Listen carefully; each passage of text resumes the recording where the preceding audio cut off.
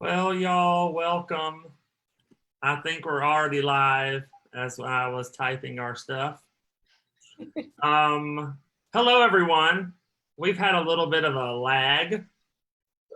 We won't go into all that, but we are really happy everyone is here and watching for our kind of not new show, but we renamed this show. So Destiny and I entered into the world a contest for people to name our show. And basically people thought that this was a talk show. And so we just kind of went for it, and said, we are going to make it work. And so we have named our new show Just Talk Live, where we just talk about justice and faith and how we're supposed to live out our faith in the world. And so we are very happy and very excited for this new show. And my co-host here, Destiny Hodges, is going to introduce our guest for this evening. Thank you, Lee, and thank you everyone for viewing tonight for our 7th series on COVID-19 for a young adult space. So tonight we have a special treat. We're going to talk about how you can do effective mission in the midst of COVID-19. I know we have a lot of young adults who have asked Lee and I about this. So we have 2 great experts who are going to share with you tonight about their experience and the context of their work that they're doing. So our first guest will be Lowry, who works at the Center in Baltimore. And our second guest will be Jeff Moles, who is, I'll put a plug in, a young adult volunteer alum. Whoop, whoop. And hopefully Jeff will get brownie points for intersecting young adult volunteer plugs throughout tonight. So we'll see. I'll turn it over back to you, Lee. Yeah, and for people who don't know, Jeff and I are really good friends, and Mel and I are new friends. And so, yeah, tonight we are going to be talking about mission and COVID-19. COVID-19 has changed how we are interacting in the world, how we're communicating, how we communicate through different platforms that sometimes doesn't work. But sometimes thank God we have backup plans. But we're trying to figure out how to communicate with one another. And the church is really trying to figure out where to go to next. What do we do in a time where we can't be together publicly, physically? So that is kind of what we're going to talk about. And I'm just going to throw it out to both of our guests first. The idea of mission, often people have different definitions of that. So I think it would be very helpful for us to first talk about what is mission to you. And we'll start with Mel. What is mission to you? What does that mean? Mission, well, it's changed. So just a little background, my first mission experience, I believe it was like a church youth group. And actually it wasn't a youth group, it was a regional mission. It was in high school, my senior year, and we went to Puerto Rico after one of the major hurricanes that happened. And, we were there to help rebuild and support the community. And even then, what I experienced was different from what I had heard or known. And since then, what I've experienced now, even with my work through the center, was different than what people told me. So what I heard was mission was, you go into these kind of really, or the idea I had was you go into these really impoverished areas. You won't have all the basic amenities that you're used to at home, and you're kind of roughing it for a while. And you're there to help, or it's always you're there to help and to serve.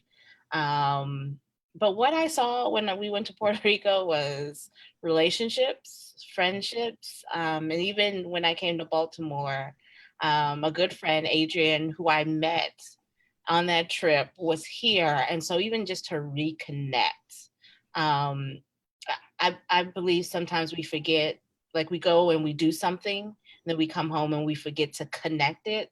So I can say that trip in Puerto Rico was so vastly different from what I heard, that I've seen many points in my life where I've been able to reconnect it to either something I'm talking about in school, or somebody I met is now in ministry and we're meeting at General Assembly, or something, something that always brings it home. And so to me, it's really about the relationship and how to connect and reconnect what I've done back to how I'm living life and interacting with others. Jeffrey? Well, I think, mission is this really broad word that we attach to a lot of different things. And I mean, it describes, I think in the most basic way, mission is when the church is doing what it's supposed to do.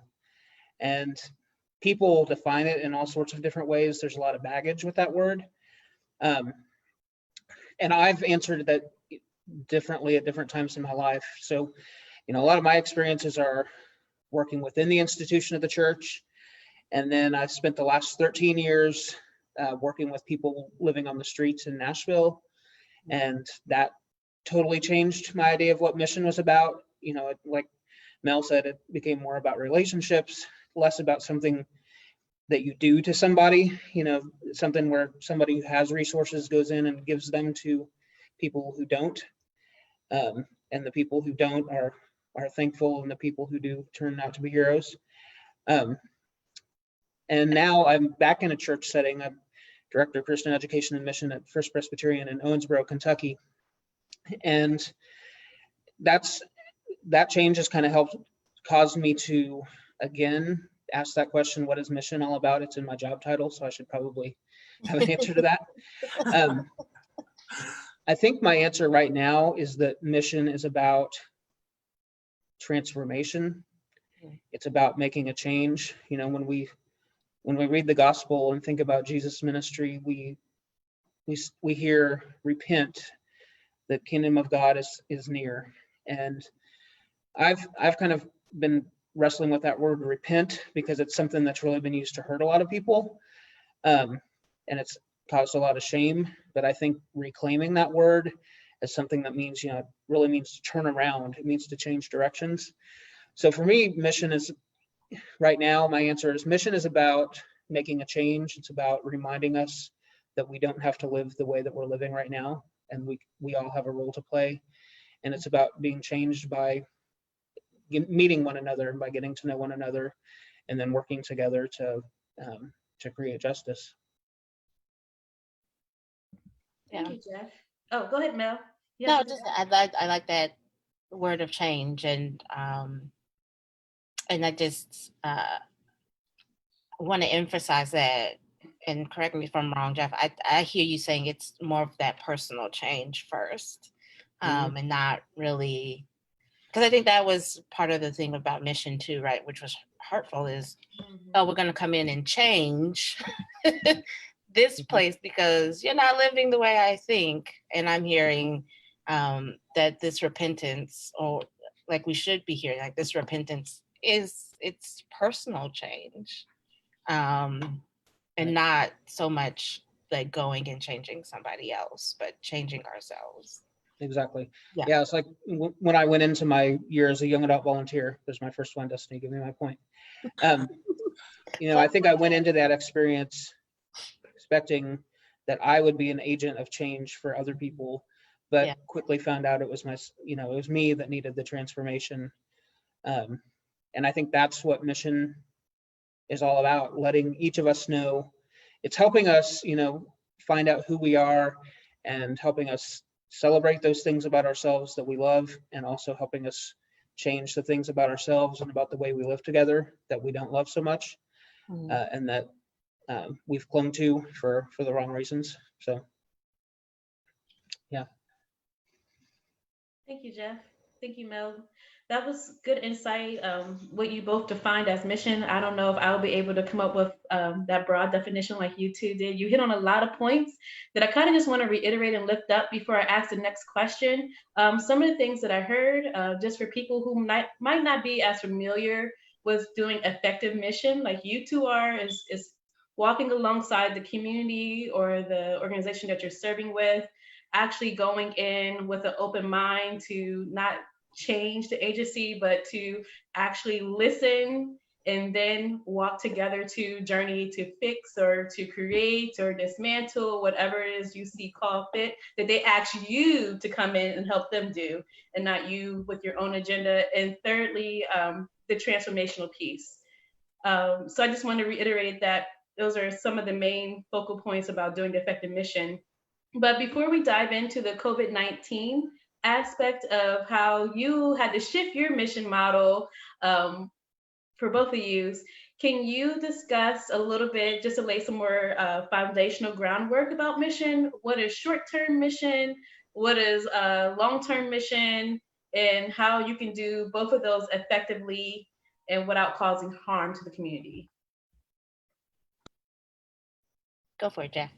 That's what I was just going to say to you. Hard one. Go for it. Well, I mean, the real definition is in the description. Short term is something that you go in to do quickly. A lot of times, short term mission is feeding somebody who's hungry. It's about connecting people to the resources that they need. It's about exposing people to maybe a culture or way of life that they hadn't been exposed to. Whereas long term mission is where we look at the structure of things, where we, having met our neighbors who are having any particular struggle, then I think that causes us to ask those questions like, why are they in this situation? What is there part of my life that impacts, my neighbor that I had never encountered? So long term, I think it's more about asking the big questions and letting people know that you're not just dropping in as a tourist. You're there for the long haul.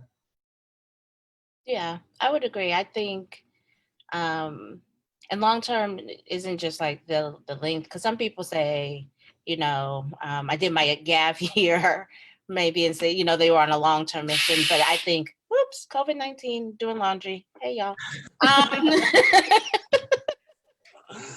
I didn't know what that was. I didn't either. What's happening? We're done. Time's up. Just the towels. But I think long-term mission is really the relationship piece, right? So I've gotten to know your names, your faces, hear your story, and even I think from the kind of hands and feet aspect, or even Matthew 25, some churches are starting to do that. It's really about that.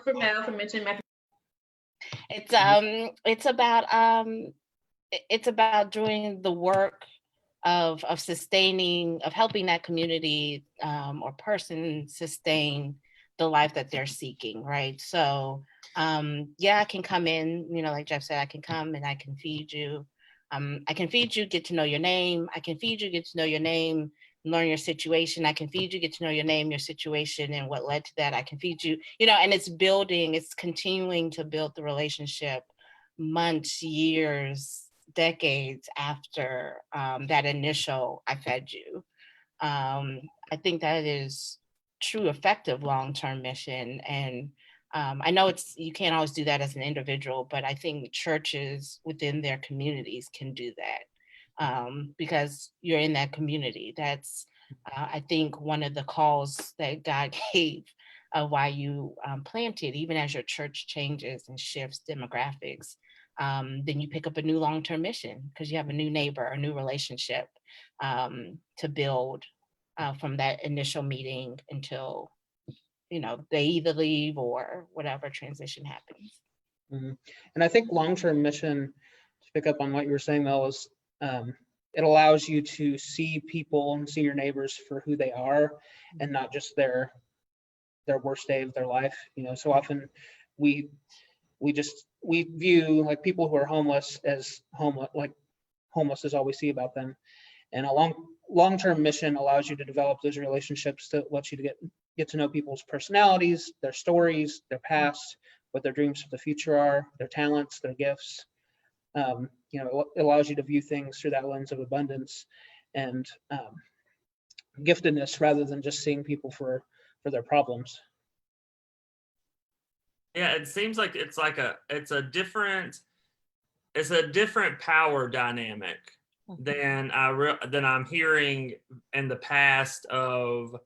I mean, Mission has messed up a lot of things, and we can all be honest about that because of the power dynamic of we know what to do for you, so we're going to come in and take and just change everything when it comes to missionary work. But I'm hearing y'all say that mission is from the people up, like it gives the initiative and empowers people to claim their own experience and their own story through the relationships we build.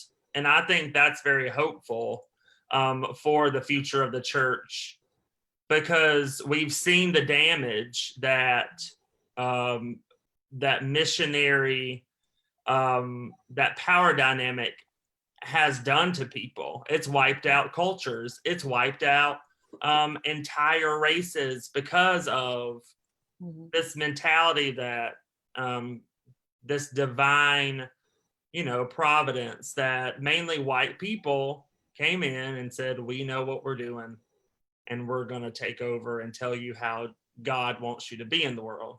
And so I wanted to uplift that too, because I think missions has done a lot of damage, but in the way y'all are speaking, it is from the people and those relationships that empowers too. Yeah.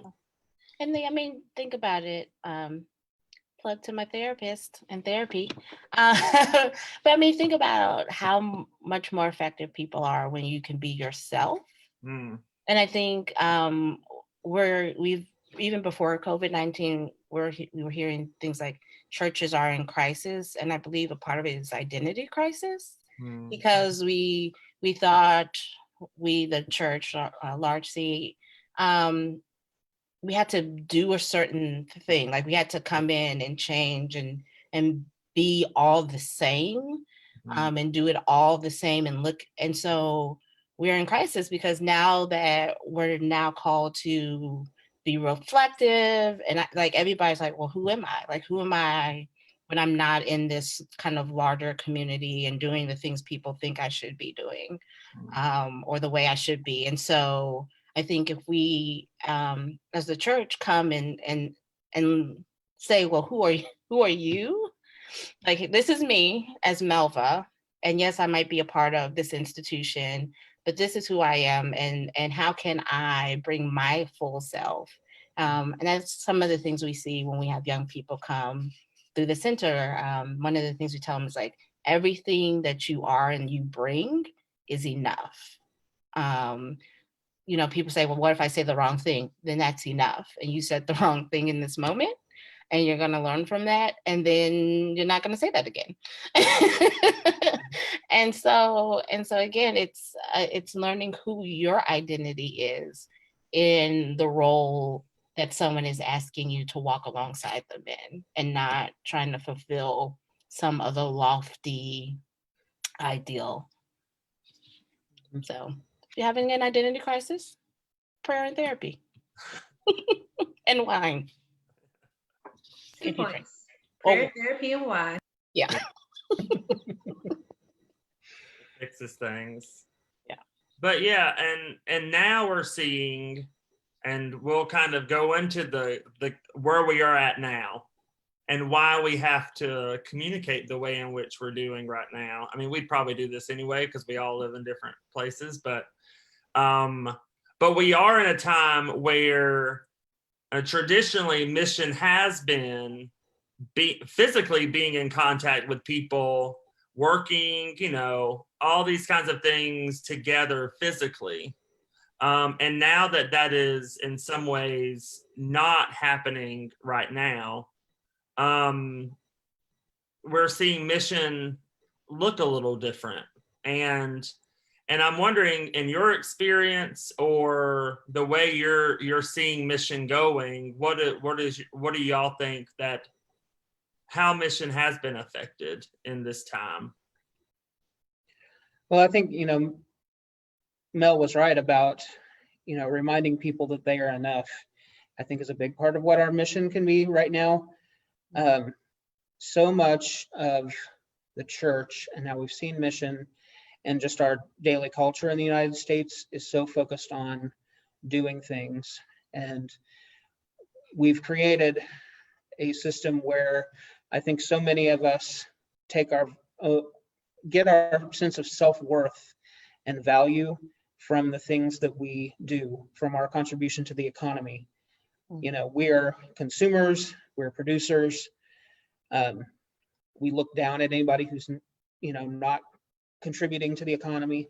And I think that the church right now can remind people, of that lesson that you said, Mel, that you are enough, that you are valuable. And I think, this gives us, a chance we didn't ask for to reframe some of our ministries and think, do we really need to be doing all these things? Are we really building value within people? Are our outreach and our mission ministries building up a sense of God's image within people and their communities? Yeah. Work plug. The center is offering online mission experiences this summer. So if you go to the website, if you still trying to figure out what to do. And a part of that, I think, is also offering some consulting for churches because, right, I think we're in this place of reflection. And now we have seen like some churches who have been in the process of engaging in their community or wanting to, finding like a real place to plug in. So learning about needing to feed elderly seniors safely has been a thing that, the church has been struggling. We know we need to do something. How do we do something? We need to do something. We need to do this. And so now it's like, oh, now you have to do something. It's like some of the things that hindered us, like, well, how do I first get in? Somebody needs food. You have food or how to access food, that there's no time to hesitate anymore. I think people are really finding that sense of urgency. I think our state clerk said in his sermon at our Presbyterian meeting, like some churches were hesitant about technology. Not anymore. It's like check that off the session conversation list, so I think there's this time there, even though it's restrictive in some way, it's unrestricting a lot of things, because you really don't have the time to double think or think yourself out of or talk yourself out of acting. We're seeing a lot of the ills, the systematic issues come to light. And so we can't say, oh, well, that's just over there. No, it's everywhere. Homelessness is everywhere. The aging and the elderly and the orphans, they're everywhere. Everything that God said, make sure you take care of. And we haven't. And now they're like, hey, and so we can't talk ourselves out of not engaging and not being active in this time. So one of the things that we found at this church in the last 10 weeks, I think we're going on 11 now, is that we actually have had more people participating in our worship services than ever did in person. Mm-hmm. In some ways, it's become a lot more accessible. We've got people who we never dreamed would be joining Facebook and watching streaming services and writing comments and interacting, joining us for that. So, and I think it's, let down some of the barriers for people who physically couldn't access the building. It's let down some of the barriers for people who had kind of a mental and emotional spiritual block of entering the building. Yeah. So I think there's a question before all of us now, like how do we take advantage of that increased accessibility? You know, how do we use our worship? How do we bring mission into the life of our worship time? What stories do we tell? What people in our neighborhoods and in our communities do we lift up during those times? How do we again, let people know that they're loved and accepted by the church, Mm-hmm. or at least a part of the church, when they're tuning into a Facebook Live service. So I think it's a challenge, certainly for us in embracing that new inclusion that I don't think we were expecting. Yeah, Jeff, you hit on a lot of interesting points. One of the things that I want to echo and reiterate what you said is the storytelling piece. Right now, Lee and I have received a lot of comments from people, not just young adult, but people in general, and just, talking with colleagues and other people about mission. That's the one thing that we can all do is lift up stories, tell them in the way that, pleasing to the person if they were in the audience in the room, but lift up stories to make the person real, to let people know the issues that the communities are facing around this time. Like that is probably the single but most effective way that how we can do mission. So one of the things that we try to do for the YA program, Jeff, and Mel, you probably know too, is the vocational discernment piece, which is one of our core tenets. So we should do this in the beginning, but I kind of want to roll the tape a little bit. And Mel, can you tell us your title of the center, what the center is, what do you do? And then Jeff, can you talk about your new call to ministry, what you do, and expand upon that a little bit more? So I have probably the most complex of all, and even all who are watching, because I work for both the Office of the General Assembly as the Hands and Feet Fellow. Some of you may know that was the initiative that the Reverend Dr. J. Herbert Nelson initiated a while ago, that started with the action in St. Louis with the cash bail bonds, and was to culminate, and still is, we are doing an action here in Baltimore around youth entrepreneurship. So 14 to 24, we're looking at young people. And so my work here for the Hands and Feet Initiative was through the center, which is a mission initiative of the Baltimore Presbytery. And so that initiative saw that people were coming to Baltimore for mission experiences, and knowing that they came with maybe some good theology and maybe some bad. It was an initiative started to help make sure that it was definitely good theology that people came. And because Baltimore has long since had a growing and we all know recent, thank you, Mr. President, history of not having the best, being seen in the best spotlight. And so a lot of that work is to make sure that people don't come in and say, okay, we really need to save this city, but to see that there are systems that were in place that made Baltimore what it is today. And those systems are still in place even where you live. And so a part of my work, along with my sidekick, friend, and roommate, Olivia Thomas, was to work with groups that came in. And so we do that with the center, and then we also are helping with this initiative to see that some of the disparities that are rising because of COVID-19 is the lack of employment opportunities.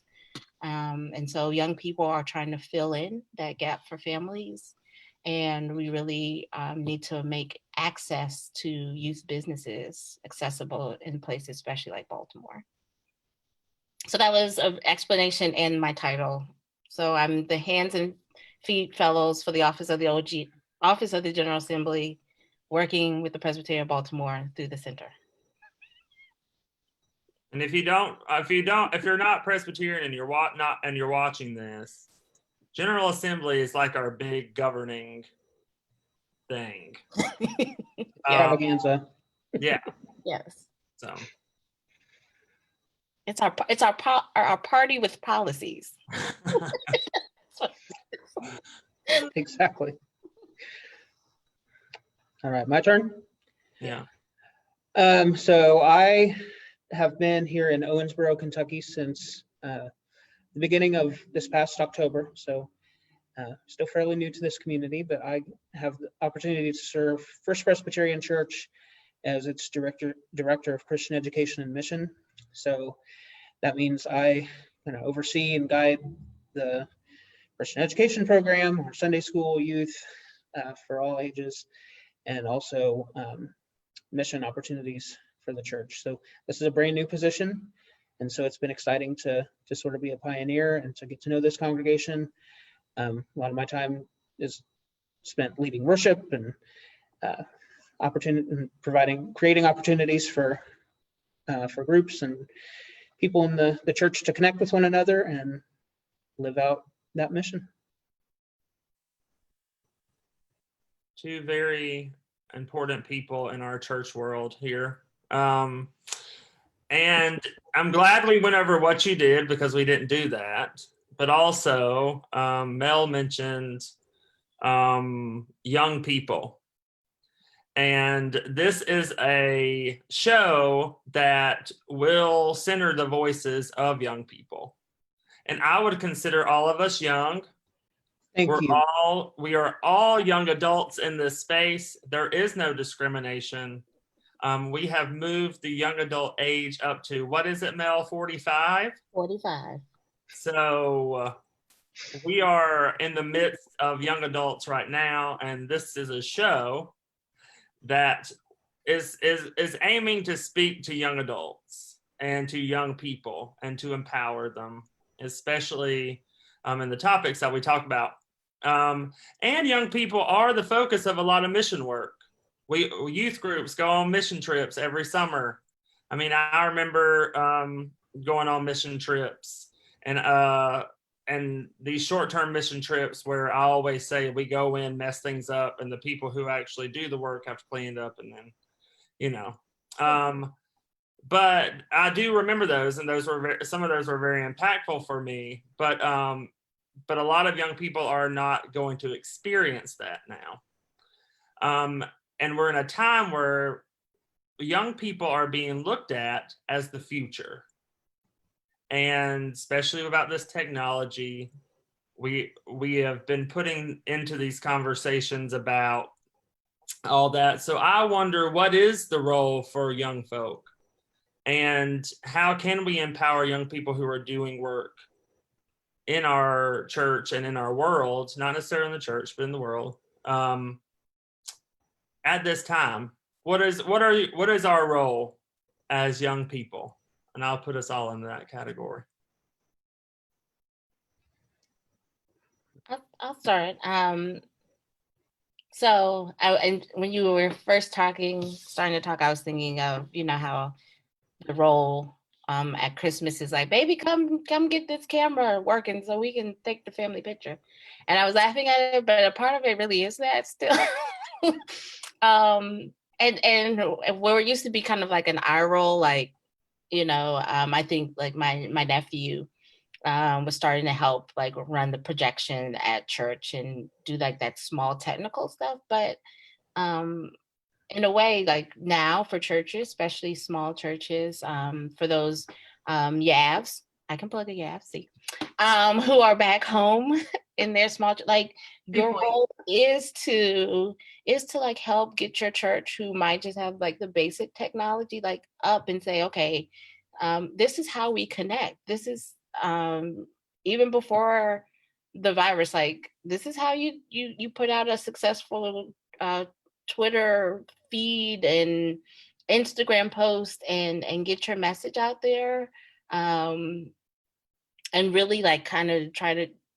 And I think for us though, it's also a time for us to really be honest, because let's also note, like we post all the good pictures and not the bad ones. But so I think it's also a time for all of us to be honest about how we image on technology.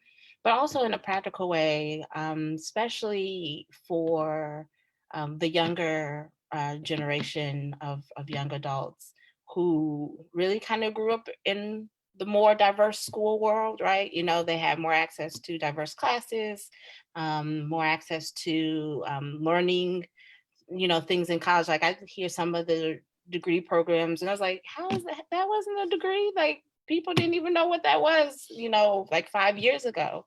And you're graduating with like a master's in it, you know. But I think it's that time to say, you know, you are the creative generation, right?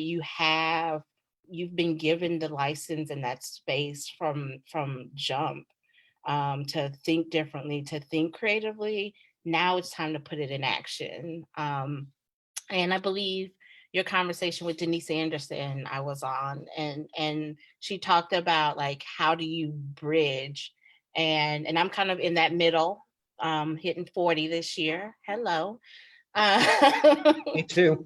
And I think Jeff and I are that bridging generation. So we didn't grow up with the technology and kind of the freedom access, but we have more freedom and access than our parents, right?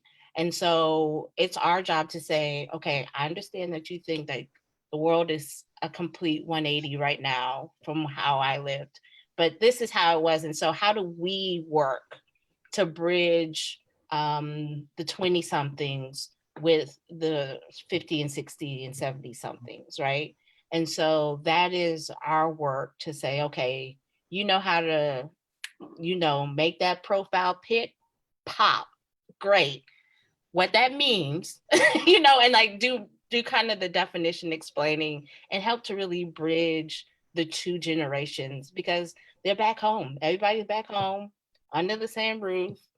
And right now you might have just been helping grandma with TiVo or whatever y'all got, or but it's time to start having those deeper conversations and really understand what life was like and that shift and how to merge it together. And I think now can be a time, you know, for learning. It's a time when things that we're doing have slowed down. And so I think it's a time when we can reflect on ourselves and, you know, think what are the issues in this world? What are the things that I need to learn about? Because there are all kinds of things a lot of us have been able to insulate ourselves from. And I think, like you said earlier, Mel, so many things have been just exposed and brought to light through the COVID-19 time. You know, maybe this is a time to look at how we handle healthcare and what does the church have to say about that? Maybe it's a time to look at structural racism and what role has the church played in perpetuating that.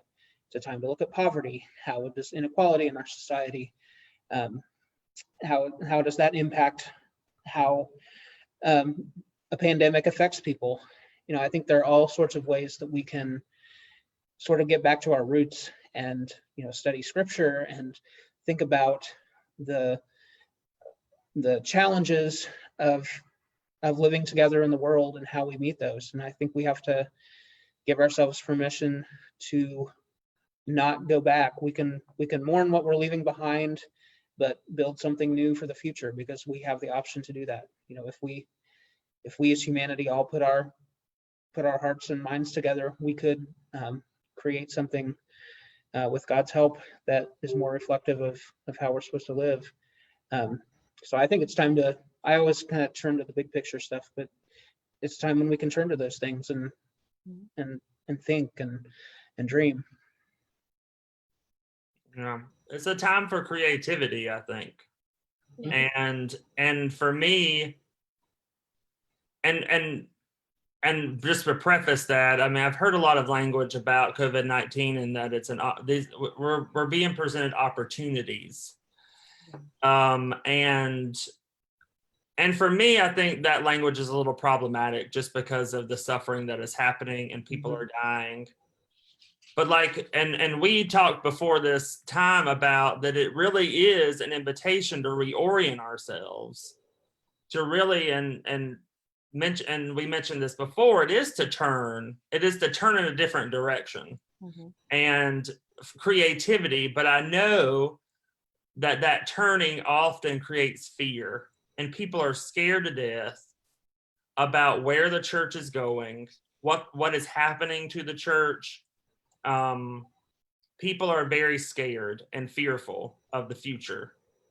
And to take that stance, to lead with fear, and to not lead with this reorientation of, well, now we're being invited to be creative. Like, we have to be creative. We have to empower people who are thinking creatively. And so I think my question is, what do we say to people who are leading with fear, who are leading, that is letting the uncertainty be how they are pushing forward in the world? Whereas I'm hearing y'all say it's gonna take a different reorientation to move forward. I'll say it this way, and then I'll let Jeff do the pastoral care whole portion. A part of you says take a nap and rest, because my other question is, are those people who are fearful also those ones who we say are the ones who are used to doing and producing, and they're not used to resting? And so that fear of, if I don't continue, I'm a lose something.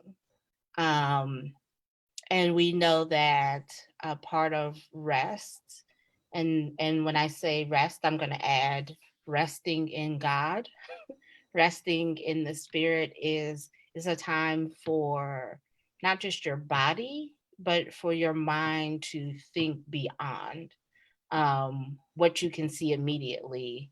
I could say that I'm thinking this way because I'm an introvert, and so this was a great time for me because it's like, no people, yay.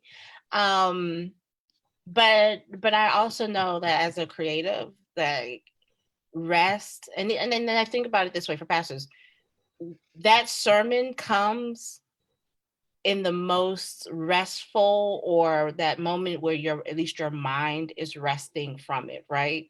Like, you're like, oh, I was doing this, and then, oh wait, I need to say this on Sunday.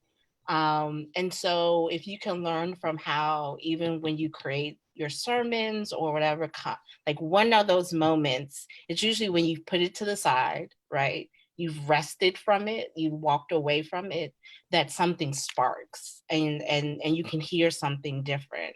And so there have been so many things implanted, I'm pretty sure, so many seeds, so many things God has called you to do, and you've been just picking and going, and now it's like, rest, see what else is percolating, see what else has popped up that you haven't taken the time to notice. And you can go. And some people, you've been percolating for a while, and this is your go time. So you've done the rest. God is now saying go. And some of us have been going, and God's saying, sit down.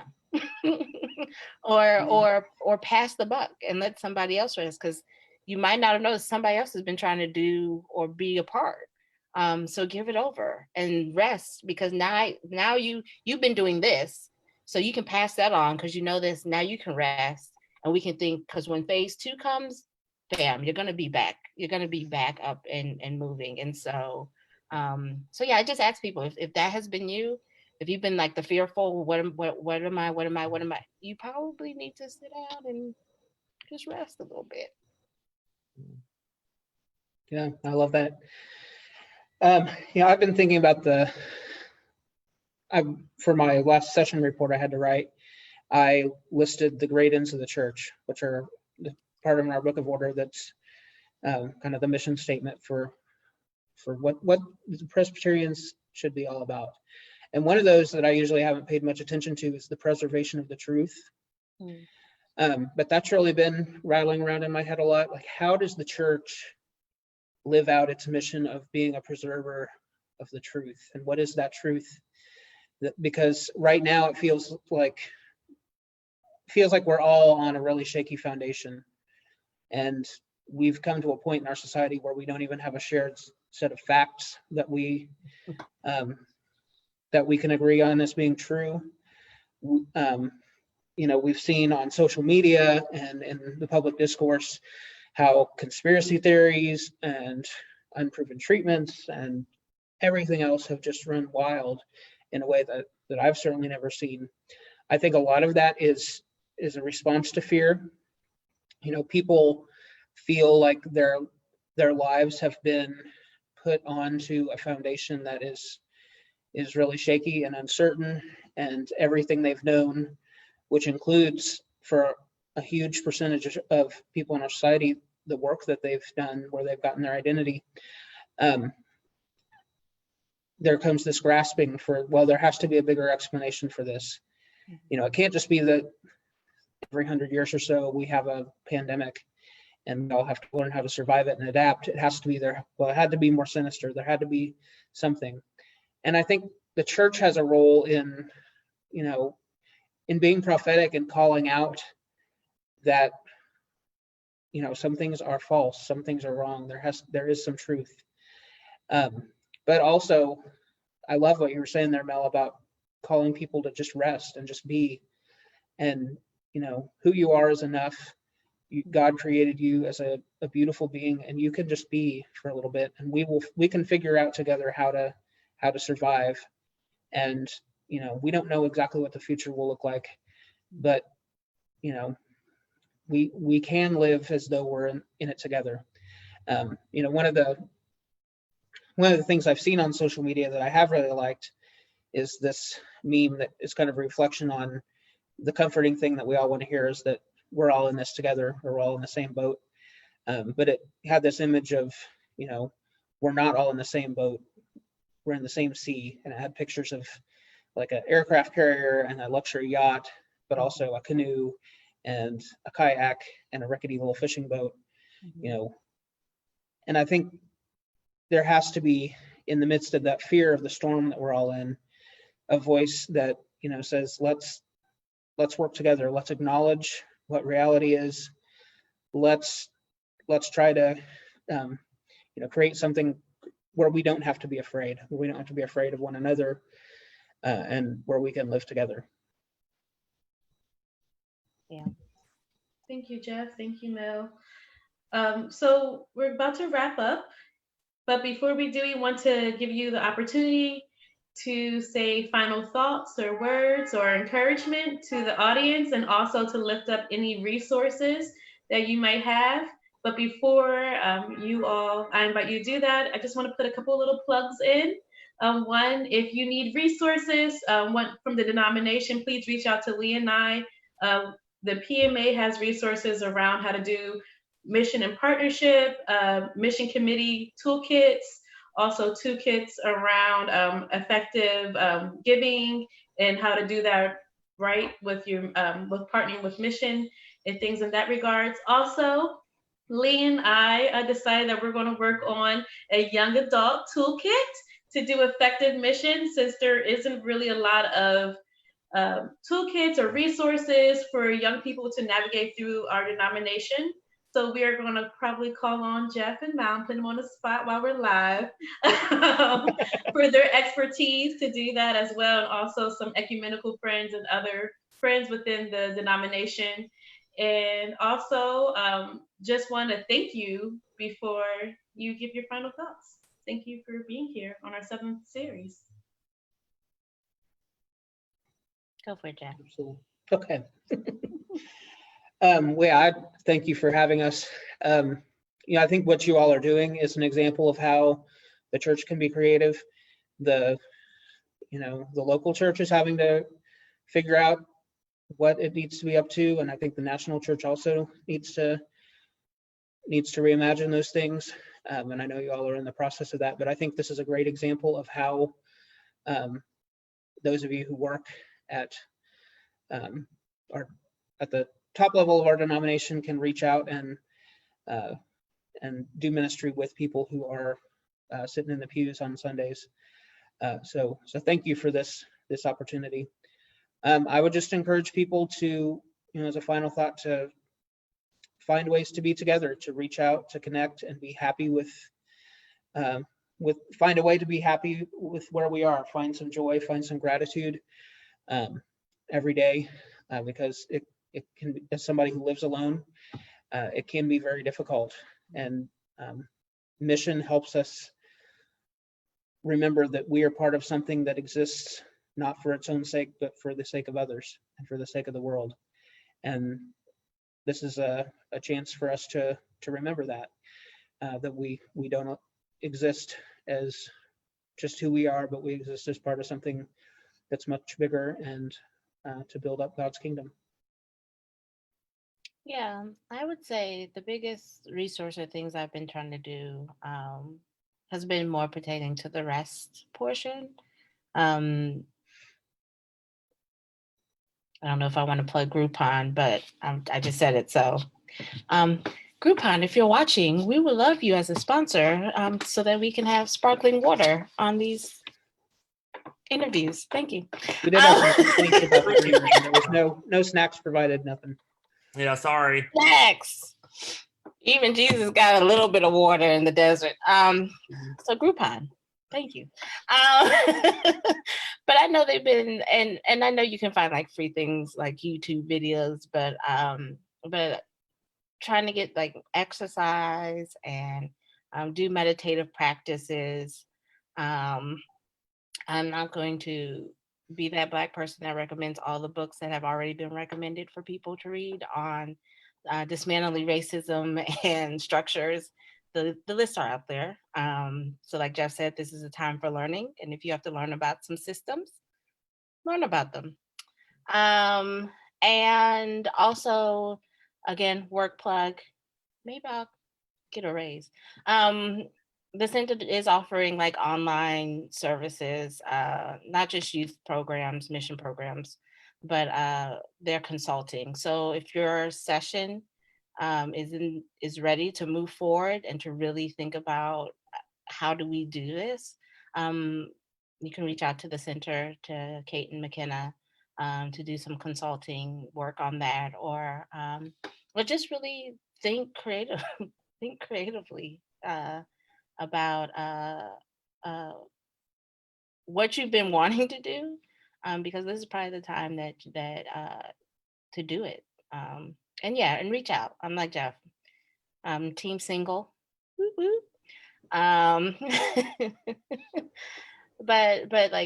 But being with those who I can interact with, those close friends, loved ones, has been a blessing. So reach out, create a group, connect once every other week or whatever. But yeah, this is a time to rest, to reach out, and to reframe.